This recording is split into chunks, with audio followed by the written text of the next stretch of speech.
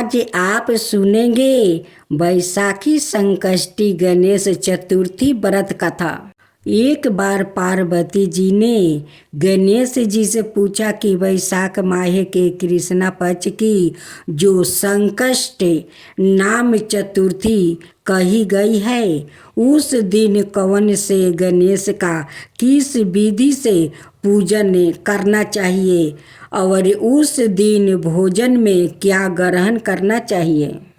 गणेश जी ने उत्तर दिया, हे माता, बैसाख कृष्णा चतुर्थी के दिन बरक टुंड नाम का गणेश की पूजा व्रत करनी चाहिए और भोजन में कमल गट्ठे का हलवा लेना चाहिए।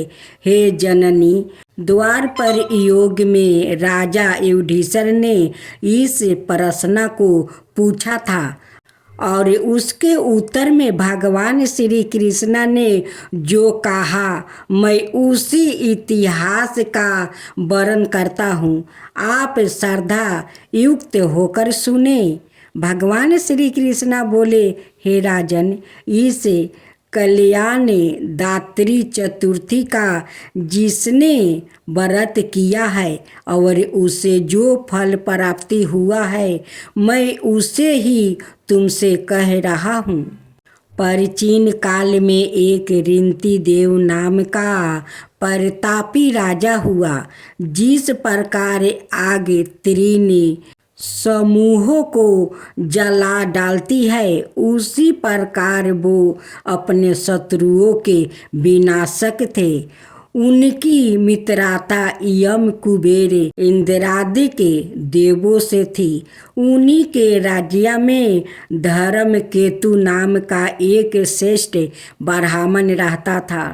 उनके दो स्त्रियां थी, एक का नाम सुशीला और दूसरी का नाम चंचला था। सुशीला नित ही कोई ना कोई व्रत किया करती थी, फलत उसने अपने शरीर को दुबला बना डाला था। इसके विपरीत चंचला कभी भी कोई व्रत, उपवास आदि ना करके भर पेट भोजन करती थी। इधर सुशीला को सुंदर लक्षणों वाली एक कन्या हुई और उधर चंचला को पुत्रा रतन की प्राप्ति हुई। यह देखकर चंचला बारंबार सुशीला को ताना देने लगी, अरे सुशीला, तूने इतना व्रत उपवास करके शरीर को जांजर बना डाला, फिर भी एक कृशकाय कन्या को जन्म दिया। मुझे देखे, मैं कभी व्रत नहीं किया, चक्कर में ना पड़ कर हष्ट पुष्ट बनी हुई और वैसे ही बालक को भी जन्म दिया है। अपनी सौतन का तीखी बात सुन सुशीला का हृदय में चुभने लगा। वो पतिव्रता विधवत गणेश जी की उपासना करने लगी। जब सुशीला ने भक्ति भाव से संकट नाशक गणेश चतुर्थी का व्रत किया तो रात्रि में वरदायक गणेश जी ने उसे दर्शन दिया। श्री गणेश जी ने कहा, हे सुशीला, तेरी आराधना से हमें अत्यधिक संतोष है। मैं तुम्हें वरदान दे रहा हूँ कि तेरी कन्या के मुख से निरंतर मोती और मूंगा प्रवाहित होते रहेंगे। हे कल्याणी, इससे तुझे सदा प्रसन्नता रहेगी। हे सुशीला, तुझे वेद शास्त्र बेटा एक पुत्र भी होगा। इस प्रकार का वरदान देकर गणेश जी वहाँ से अंतर्ध्यान हो गए। वरदान प्राप्ति के फल स्वरूप उस कन्या के मुंह से सदाए मोती और मूंगा झरने लगा। कुछ दिनों के बाद सुशीला को एक पुत्र उत्पन्न हुआ। तदंतर धर्मकेतु का स्वर्गवास हो गया। उनकी मृत्यु के उपरांत चंचला घर का सारा धन लेकर दूसरे घर में जाकर रहने लगी, परंतु सुशीला पति गृह में रह कर ही पुत्र और पुत्री का पालन पोषण करने लगी।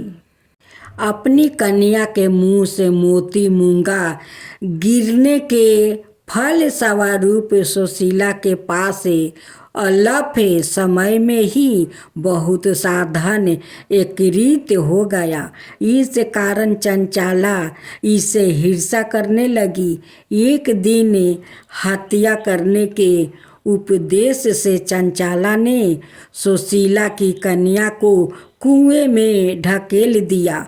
उस कुएं में गणेश जी ने उसकी रक्षा की और वो बालिका कुशल अपनी माता के पास लौट आई।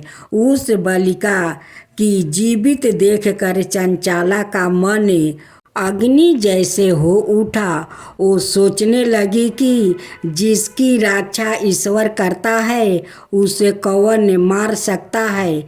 इधर सुशीला अपनी पुत्री को पुण्य प्राप्ति कर प्रसन्न हो गई।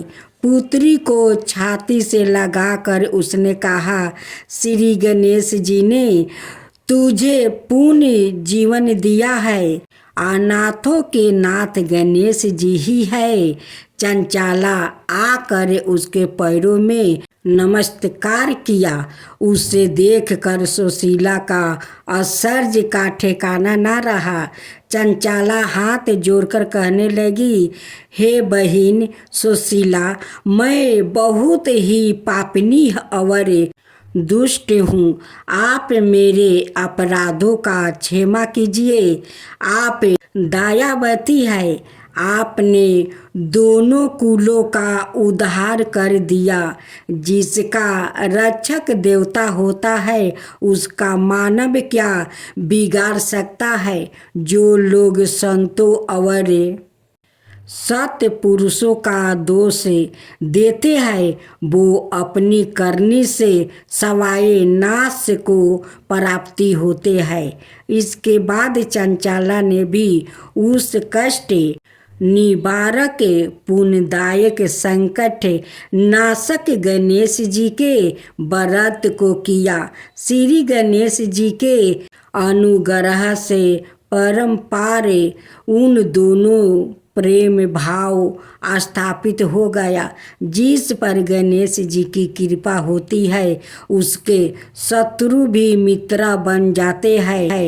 सुशीला का द्वारा संकट नाशक गणेश चतुर्थी व्रत किया जाने के कारण ही उसका सौतन चंचला का हृदय परिवर्तन हो गया।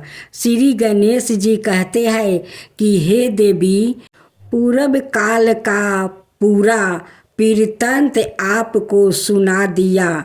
इस लोक में इससे श्रेष्ठ विधन विनायक कोई दूसरा व्रत नहीं है। भगवान श्री कृष्णा जी कहते हैं कि हे धर्मराज, आप भी विधि पूर्वक गणेश जी का व्रत कीजिए। इसका करने से आपके शत्रुओं का नाश होगा और अष्ट सिद्धियों और 9 निधियों आपके सामने करवद्ध होकर खड़ी रहेगी। हे धर्म परायण युधिष्ठिर, आप अपने भाइयों, धर्म पत्नी और माता के सहित इस व्रत को कीजिए।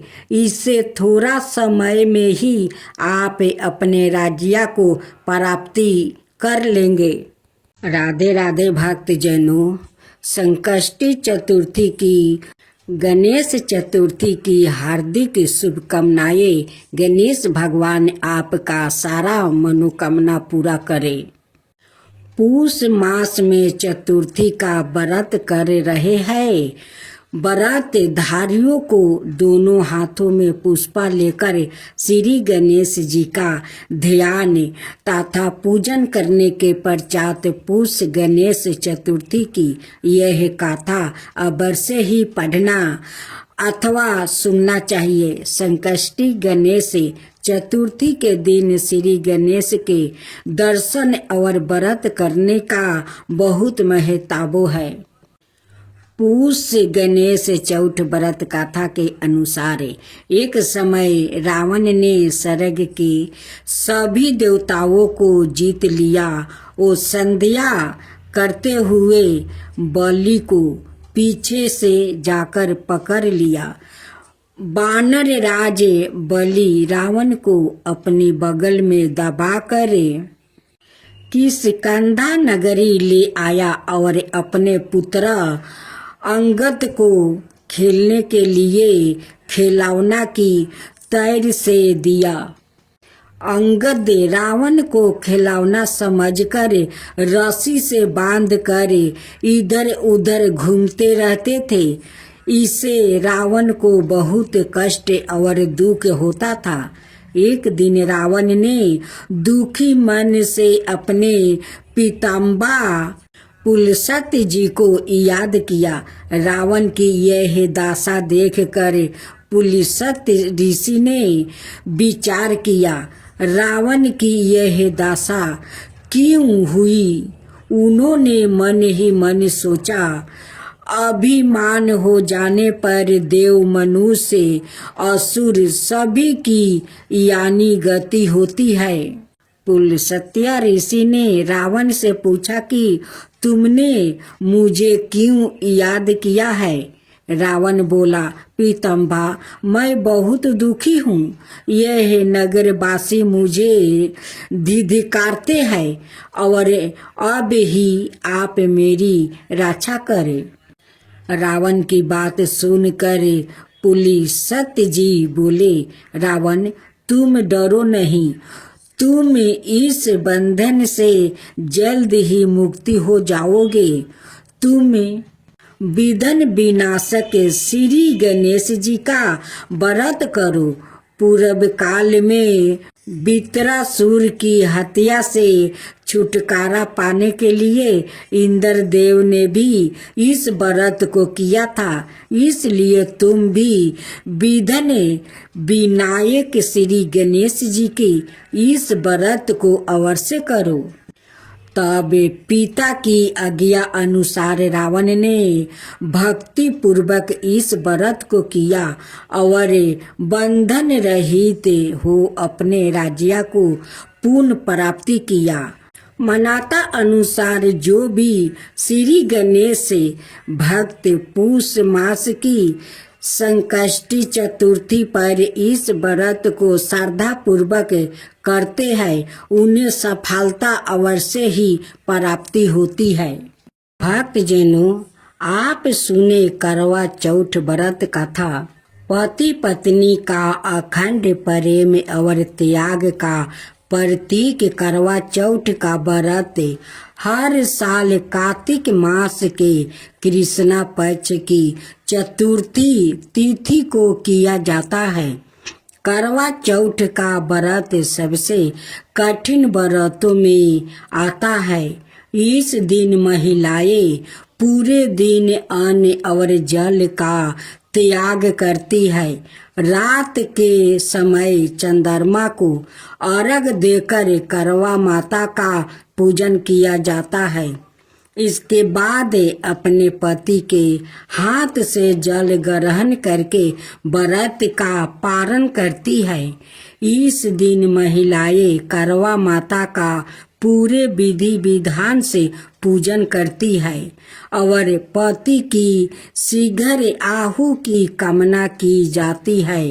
इस दिन पूजन में माँ पार्वती की पूजा और करवा माता की आरती और मंत्र का जप करना चाहिए। ऐसे करने से व्रत पूर्ण होता है और करवा माता सभी मनोकामनाओं को पूरा करती है। करवा चौथ पूजन विधि। पहला प्रात काल में नित कर्म से निवृत्त होकर संकल्प ले और व्रत आरंभ करे। दूसरा, व्रत के दिन निर्जला रहे यानी जल पान ना करे। 3, व्रत के दिन प्रात स्नादि करके बाद में संकल्प बोल कर करवा चौथ व्रत का आरंभ करे। 4वां, प्रात पूजा के समय मंत्र के जप से व्रत आरंभ करे। 5वां मंत्र मम में सुख सौभाग्य पुत्रा पुत्रादि सुधीर श्री परापताए करके चतुर्थी व्रत माहे करिसाए। 6, करवा चौथ पर शिव पार्वती का 7 चंद्रमा का पूजा किया जाता है। इसके साथ पति की दीर्घ आहु के लिए इन मंत्रों का जप देना चाहिए। ओम गणेशाय नमः, ओम नमः शिवाय, ओम शिवाय नमः, ओम षण्मुखाय नमः, ओम सोमाय नमः। 7वां, घर के मंदिर की दीवार पर गरुड़ से फलक बनाकर चावलों को पीसे, फिर इसे घोल से करवा चित्रित करे। इस प्रक्रिया को करवा धरण कहा जाता है। 8वां, शाम के समय माँ पार्वती की प्रतिमा की गोद में श्री गणेश को विराजमान करे उन्हें लकड़ी के आसन पर बैठाए। 9वां, माँ पार्वती का सुहागन समग्रही आदि से श्रृंगार करे। 10वां, भगवान शिव और माँ पार्वती की आराधना करे और कोरे करवे में पानी भर कर पूजा करे। 11वां, सौभाग्यवती स्त्रियां पूरे दिन का व्रत करे, व्रत की गाथा का श्रवण करे। 12, संध्या काल में चंद्रमा के दर्शन करने के बाद ही पति द्वारा अन्न और जल ग्रहण करे। 13, पति सास ससुर सब का आशीर्वाद लेकर व्रत को समाप्त करे। 14, इस दिन लाल पीले हरे या गुलाबी रंग के वस्तु धारण करे और सफेद नीला काला रंग पहनने से बचे। 15, करवा चौथ पर सिंदूर मेहंदी चूड़ी पायल बिछिया आदि के साथ 16 श्रृंगार करे। 16वां, दिन में सोए नहीं और किसी प्रकार का कलेश और कलह ना करे। अब करवा चौथ व्रत कथा। पौराणिक काल की कथा अनुसार पतिव्रता सती सावित्री के पति सत्यवान को लेने जब यमराज धरती पर आए तो सत्यवान की पत्नी ने यमराज से अपने पति के प्राण वापस मांगने की प्रार्थना की। उसने यमराज से कहा कि वो उसके सुहाग को वापस लौटा दे, मगर यमराज ने उसकी बात नहीं मानी। इस पर सावित्री अन्न जल त्याग कर अपने पति के मृतक शरीर के पास बैठकर विलाप करने लगी। काफी समय तक सावित्री के हड्ड को देखकर यमराज को उस पर दया आ गई। यमराज ने उसे वर मांगने को कहा। इस पर सावित्री ने कई बच्चों की मां बनने का वर मांग लिया। सावित्री पतिव्रता नारी थी और अपने पति के अलावा किसी का बारे में सोच भी नहीं सकती थी, तो यमराज को भी उसके आगे झुकना पड़ा और सत्यवान को जीवित कर दिया। तभी से अखंड सौभाग्य की प्राप्ति के लिए महिलाएं सावित्री का अनुसरण करते हुए निर्जला व्रत करती है। अब दूसरा करवा चौथ व्रत कथा। एक साहूकार का 7 लड़के और 1 लड़की थी। एक बार कार्तिक मास की कृष्णा पक्ष की चतुर्थी तिथि को सेठानी सहित उसकी 7 बहुओं और उसकी बेटी ने भी करवा चौथ का व्रत रखा। रात्रि के समय जब साहूकार के सभी लड़के भोजन करने बैठा तो उन्होंने अपनी बहन से भी भोजन कर लेने को कहा। इस पर बहन ने कहा, भाई अभी चांद नहीं निकला है, चांद के निकलने पर उसे अर्घ देकर ही आज वो भोजन करेगी। साहूकार का बेटे अपनी बहन से बहुत प्रेम करता था। उन्होंने अपनी बहन का भूख से व्याकुल चेहरा देखकर बेहद दुखी हुआ। साहूकार का बेटा नगर के बाहर चला गया और वहां एक पेड़ पर चढ़कर अग्नि जला दिया। घर वापस आकर उन्होंने अपनी बहन से कहा, देखो बहन, चांद निकल आया है, अब तुम उन्हें अर्घ देकर भोजन ग्रहण करो। साहूकार की बेटी ने अपनी भाभियों से कहा, देखो भाभी, चांद निकल आया है, तुम लोग भी अर्घ देकर भोजन कर लो। ननद की बात सुनकर भाभियों ने कहा, ननद जी, अभी चांद नहीं निकला है, तुम्हारे भाई धोखे से अग्नि जलाकर उसके प्रकाश को चांद का रूप में तुम्हें देखा रहा है। साहूकार की बेटी अपनी भाभियों की बात को अनसुनी करते हुए भाइयों द्वारा दिखाया गया चांद को अर्घ देकर भोजन कर लिया। इस प्रकार करवा चौथ का व्रत भंग करने के कारण विघ्न हारता भगवान श्री गणेश साहूकार की लड़की पर क्रोध हो गया। गणेश जी की क्रोधता के कारण उस लड़की का पति बीमार पड़ गया और घर में बचा हुआ सारा धन उसकी बीमारी में लग गया।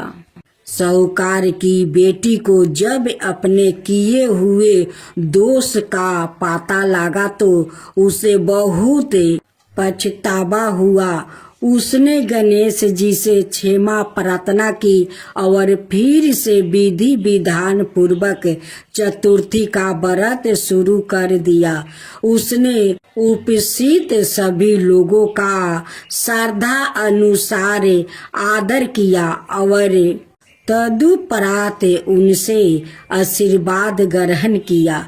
इस प्रकार उसे लड़की के श्रद्धा भक्ति को देखकर एक दंत भगवान गणेश जी उस पर प्रसन्न हो गए और उसके पति को जीवन दान प्रदान किया। उसे सभी प्रकार के रोग से मुक्ति करके धन संपत्ति और वैभव युक्त कर दिया। अब 3वां अध्याय करवा चौथ व्रत का था। एक बार अर्जुन नीलगिरी पर तपस्या करने गए। द्रौपदी ने सोचा कि यहाँ हर समय अनेक प्रकार की विघ्न बाधाएं आती रहती है। उनके शमन के लिए अर्जुन तो यहाँ है नहीं, अत कोई उपाय करना चाहिए। यह सोचकर उन्होंने भगवान श्री कृष्णा का ध्यान किया। भगवान वहाँ उपस्थित हुआ तो द्रौपदी ने अपने कष्टों को निवारण हेतु कोई उपाय बताने को कहा। इस पर श्री कृष्णा बोले, एक बार पार्वती जी ने भी शिव जी से यही प्रश्न किया था तो उन्होंने कहा था कि करवा चौथ का व्रत गृहस्थी में आने वाली छोटी मोटी विघ्न बाधाओं को दूर करने वाला है। यह पति परपोक को भी दूर करता है। फिर श्री कृष्णा ने द्रुपति को एक कथा सुनाई। प्राचीन काल में एक धर्मपरायण ब्राह्मण के साथ पुत्रा था। एक पुत्री थी। बड़ी होने पर पुत्री का विवाह कर दिया गया। कार्तिक की चतुर्थी को कन्या ने करवा चौथ का व्रत रखा। 7 भाइयों की लाडली बहन को चंद्रोदय से पहले ही भूख सताने लगी। उसका फूल सा चेहरा मुरझा गया। भाइयों का लिए बहन की यह वेदना असहनीय थी। अतः वो कुछ उपाय सोचने लगे। उन्होंने बहन से चंद्रोदय से पहले ही भोजन करने को कहा, पर बहन ना मानी। तब भाइयों ने स्नेह बस पीपल के वृक्ष की ओर में प्रकाश करके कहा, देखो चंद्रोदय हो गया है, उठो अर्घ देकर भोजन करो। बहन उठी और चंद्रमा को अर्घ देकर भोजन कर लिया। भोजन करते ही उसका पति मर गया। वो रोने चिल्लाने लगी। संयोग से इंद्राणी देवदासियों के साथ वहां से जा रही थी। रोने की आवाज सुन वो वहां गई और उसे रोने का कारण पूछा। ब्राह्मण कन्या ने सब हाल कह सुनाया। तब इंद्राणी ने कहा, तुमने करवा चौथ का व्रत में चंद्रोदय से पूर्व ही अन्न जल ग्रहण कर लिया है। इसी से तुम्हारे पति की मृत्यु हुई है।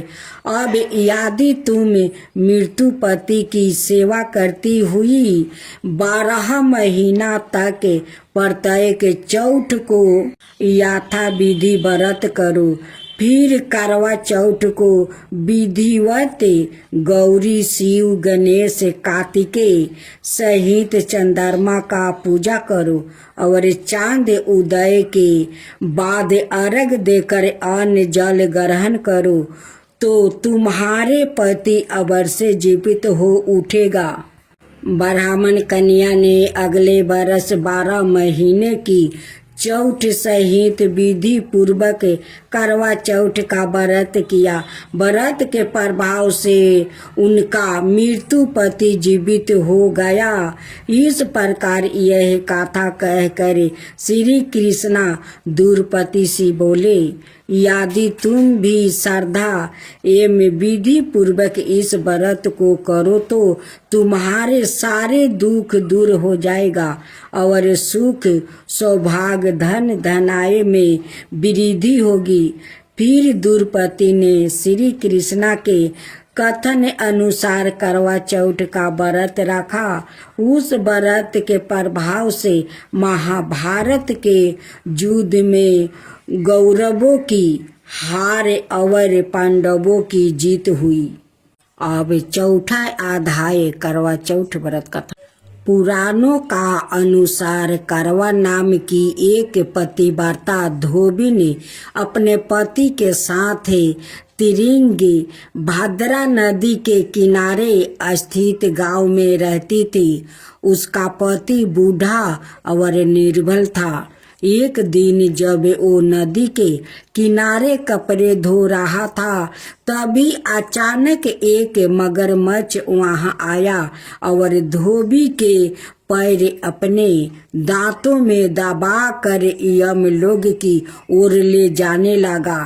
वृद्धा पति यह देख घबराया और जब उसे कुछ कहते नहीं बना तो वो करवा करवा कहकर अपनी पत्नी को पुकारने लगा। पति की पुकार सुनकर धोबी करवा वहां पहुंची तो मगरमच्छ उसके पति को यमलोक पहुंचाने ही वाला था। तभी करवा ने मगरमच्छ को कच्चे धागे से बांध दिया और मगरमच्छ को लेकर यमराज के द्वार पहुंची। उसने यमराज से अपने पति की रक्षा करने की गुहार लगाई और साथ ही यह भी कहा कि मगरमच्छ को उसके इस कार्य के लिए कठिन से कठिन दंड देने का आग्रह किया और बोली, हे भगवान, मगरमच्छ ने मेरे पति के पैरे पकड़ लिया है। आप मगरमच्छ को इस अपराध के दंड सवाए रूपे नरक भेज दे। कारवा की पुकार सुन यमराज ने कहा, अभी मगर की आहू शेष है, मैं उसे अभी यमलोक नहीं भेज सकता। इस पर कारवा ने कहा, अगर आपने मेरे पति को बचाने में मेरी सहायता नहीं की तो मैं आपको श्राप दूंगी और नष्ट कर दूंगी। कारवा का साहस देख यमराज भी डर गया और मगर को यमपुरी भेज दिया। साथ ही कारवा के पति को लंबी आयु होने का वरदान दिया। तब से कार्तिक कृष्णा की चतुर्थी को करवा चौथ व्रत का प्रचलन में आया, जिसे इस आधुनिक योग में भी महिलाएं अपने पूरी भक्ति भाव के साथ करती है और भगवान से अपने पति की लंबी उम्र की कामना करती है। करवा माता की आरती। ओम जय करवा मैया, माता जय करवा मैया, जो व्रत करे तुम्हारा पार करो नैया। ओम जय करवा मैया। सब जग की हो माता, तुम हो रुद्रानी, यश तुम्हारा गावत जग के सब प्राणी। ओम जय करवा मैया। कार्तिक कृष्ण चतुर्थी जो नारी व्रत करती, दीघर युपति हो में दुखी सर हरती। ओम जय करवा मैया।